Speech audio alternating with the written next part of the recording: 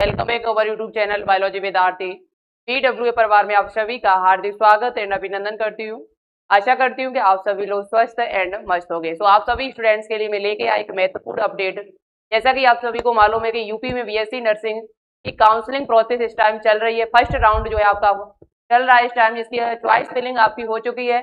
अब यहाँ पर बारी है सीट अलॉटमेंट लेटर। तो बच्चों को काफी बेसब्री से इंतजार है इसका।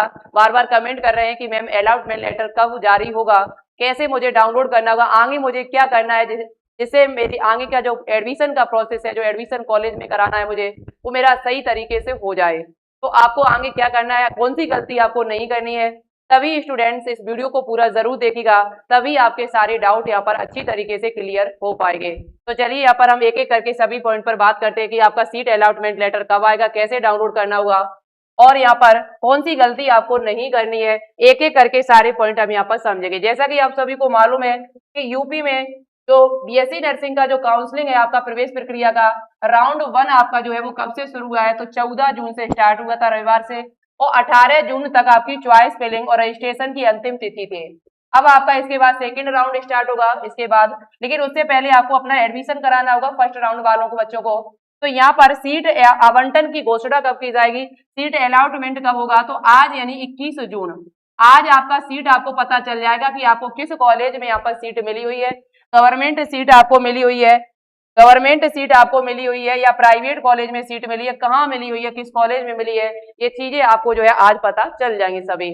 अब यहाँ पर बात करते हैं इसके बाद आपको क्या करना है। जब आपको पता चल जाएगा अपना अलॉटमेंट लेटर, तो क्या करना उसके बाद है, उसके बाद आपको यहाँ पर क्या करना है, तो उसके बाद यहाँ पर आपको बचा, उसके बाद आपको जो है सीट आवंटन की स्वीकृति, यानी आपको कॉलेज में जाके रिपोर्टिंग करानी है, एडमिशन डॉक्यूमेंट्स वेरिफिकेशन आपको कराना है। तो 22 जून से लेकर और 1 जुलाई तक आपका चलेगा, यानी 8 दिन का लगभग इन्होंने टाइम दिया है।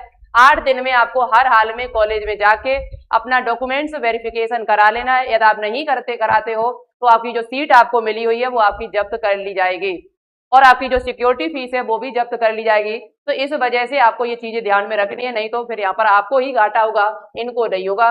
तो इन चीजों को ध्यान में रखते हुए अपना काम करना है। प्रवेश प्रक्रिया के लिए कॉलेज में रिपोर्टिंग की अंतिम तिथि जो आपकी है वो 1 जुलाई ही रखी गई है, शाम 6 बजे तक आपको कर लेना है।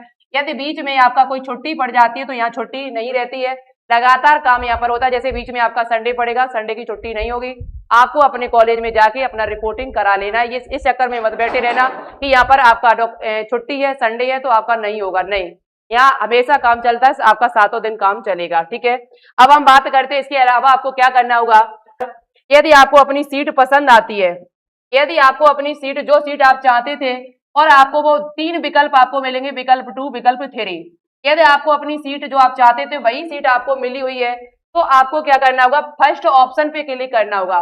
सीट अपनी एक्सपेक्ट सीट आपको जो भी मिली है और आप चाहते हो कि मुझे यही सीट मिलनी चाहिए थी और वही आपको मिल गई है, तो यहाँ पर 3 ऑप्शन आपको दिए जाएंगे। एक ऑप्शन आपका होगा फ्रीज का, एक आपका फिलॉट का, एक डिक्लाइन का। यदि आप फ्रीज वाले ऑप्शन पे क्लिक करते हैं तो जो सीट आपको मिली है वह आपने एक्सेप्ट कर ली। उसके बाद आप किसी भी राउंड में भाग नहीं लेना चाहते हो और आप चाहते थे कि मुझे यही सीट मिलनी चाहिए थी, तो वह यदि आपको मिल जाती है तो आप पहले ऑप्शन पर क्लिक करेंगे फिर, तो ठीक है। और यदि आपको जो सीट आप चाहते थे वो सीट आपको नहीं मिली, आप चाहते थे कि उससे ऊपर वाली सीट मुझे मिल जाए, तो आपको सेकेंड ऑप्शन पर क्लिक करना होगा, फिलॉट वाले पर। फिर तो फिलॉट वाले ऑप्शन पे जब आप क्लिक कर देंगे तो सेकेंड ऑप्शन पे भले ही आपने क्लिक किया तो भी आपको कॉलेज में, जो कॉलेज आपको पहले मिला हुआ है वही कॉलेज में जाके आपको डॉक्यूमेंट वेरिफिकेशन कराना है। फिर आपको जब सेकेंड राउंड आपका कंप्लीट होगा, सेकेंड राउंड में आपको जो सीट मिल जाएगी नेक्स्ट कॉलेज में, फिर आपको वहां जाके अपना काम कराना जाके है। तो यदि आप सेकेंड ऑप्शन क्लिक करते हो तो फिर आपको सेकेंड राउंड में आप भाग भी ले सकते हो। और दूसरी बात वहां पर, लेकिन फिर भी आपको कॉलेज में जाके डॉक्यूमेंट वेरिफिकेशन फर्स्ट राउंड में जहां आपको मिला होगा वो आपको वहां पर जाके करना ही पड़ेगा। और फीस भी आपको अभी से जमा भी करनी पड़ेगी, चाहे आप फर्स्ट ऑप्शन के लिए करो चाहे सेकंड ऑप्शन के लिए करो, आपको 40,000 रुपए और जमा करने होंगे, तभी आपकी सीट मान्य होगी, अन्यथा आपकी सीट जो है वो जब्त कर ली जाएगी। दूसरी बात यहाँ पर, जिन बच्चों ने यहाँ पर डिक्लाइन करेंगे, जो तीसरा ऑप्शन यहाँ पर चुनेंगे, उनका मतलब है ना तो वो सेकेंड राउंड में भाग लेना चाहते हैं और ना आगे वाले राउंड में भाग लेना चाहते हैं, उनको बिल्कुल भी भाग नहीं लेना है आने वाले राउंड में। तो आपको तीसरा वाला ऑप्शन क्लिक करना। हमारे हिसाब से ये ऑप्शन कोई भी बच्चा क्लिक ना करे, फिर आप किसी भी राउंड में भाग नहीं ले सकते हैं। यदि आप सेकंड ऑप्शन क्लिक करेंगे तो कम से कम नेक्स्ट राउंड में भाग तो ले सकते हो आप। यदि आप यहाँ पर आपका सेकंड राउंड में आपको जो सीट मिलेगी प्लॉट करने के बाद सेकंड राउंड में जो सीट आपको मिलेगी, तो जो फर्स्ट वाली जो सीट थी आपकी वो चली जाएगी और सेकंड वाली सीट जो है वो आपको यहाँ पर मिल जाएगी। तो ये बातें आपको ध्यान में रखनी। यदि आप ऐसा नहीं करते हो, कॉलेज में जाके अपना नहीं कराते हो, एडमिशन नहीं कराते हो, तो आपके 5,000 रुपए जो है वो जब्त कर लिए जाएंगे और आपकी सीट जो है वो भी चली जाएगी यहाँ पर। तो इन चीजों को अपना ध्यान में रखना है बच्चा, नहीं तो फिर यहाँ पर आपको दिक्कत हो सकती है। अब देखिए यहाँ पर क्या करना होगा, 40,000 रुपए आपको जमा करने होंगे, ऑनलाइन आपके जमा होंगे और साथ ही साथ आपको कुछ डॉक्यूमेंट्स भी लेके जाने बच्चा। ये डॉक्यूमेंट्स आपको कौन कौन से लेके जाने, कॉलेज में जब आप डॉक्यूमेंट्स वेरिफिकेशन कराने के लिए जाएंगे तो आपको अलॉटमेंट लेटर अपना लेके जाना है। साथ ही साथ आपको क्या लेके जाना है, ध्यान से सुनना, 5 फोटो अपनी लेके जानी है, सफेद आकार की सफेद पृष्ठभूमि में नवीनतम रंगीन कलर फोटो 5 अपनी लेके जाना है। 40,000 की आपको रसीद लेके जानी है जो ऑनलाइन आपके कटेंगे सीट अलॉटमेंट के टाइम पर ही। और फोटो पहचान पत्र में आधार कार्ड, वोटर आईडी या ड्राइविंग लाइसेंस अपना लेके जाना है। आवेदन भरते समय अपलोड की गई सत्यापन सीट, वेरिफिकेशन सीट आपको लेके जानी है। किसी मान्यता प्राप्त बोर्ड से 12वीं कक्षा की मार्कशीट, 12th क्लास की मार्कशीट होनी चाहिए, नहीं है तो डिजी लॉकर के माध्यम से सत्यापित हो जाएगी।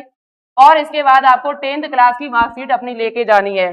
और डॉक्यूमेंट्स क्या लेके जाना आपको है, तो 10th क्लास की मार्कशीट आपको अपनी लेके जानी है, 10th की मार्कशीट और सीसी और टीसी अपना कॉलेज में जाके बच्चा, आज तो संडे है, कल जाना अपने कॉलेज में जाके अपना क्या लेके आना है आपको, अपना टीसी और सीसी अपना लेके जाना है। क्योंकि टीसी तो पुरानी भी चल जाएगी, सीसी जो है वो 6 महीने तक ही वैलिड मानी जाती है, इसके बाद आपको नई बनवानी पड़ती है। तो जहां आपने 12th पास किया है वहीं से जाके अपना ले आइएगा। मेडिकल फिटनेस प्रमाण पत्र आपका लगेगा, ये आपका जो आपका डिस्ट्रिक्ट में, आपके डिस्ट्रिक्ट में जो हॉस्पिटल आपका पड़ता है, डिस्ट्रिक्ट हॉस्पिटल जिला में, उसी हॉस्पिटल से जाके आपको अपना क्या बनवाना है, मेडिकल फिटनेस प्रमाण पत्र भी बनवा लेना है। इसके अलावा यदि आपने उत्तर प्रदेश का निवास प्रमाण, उत्तर प्रदेश के रहने वाले हो तो निवास प्रमाण पत्र भी आपके पास होने चाहिए। और ओबीसी और ईडब्ल्यूएस आपका जो है वो याद रखें, ये बहुत सबसे इंपॉर्टेंट है तुम्हारे लिए। ये 1 अप्रैल 2026 के बाद का ही होना चाहिए, पुराना यदि हुआ तो नहीं आपका चलेगा, पुराना यदि हुआ तो बच्चा नहीं चलेगा। ये दोनों चीजों का बहुत ध्यान रखना है। SC ST का पुराना है चल जाएगा, जनरल वालों का लगता नहीं है कैटेगरी, ठीक है।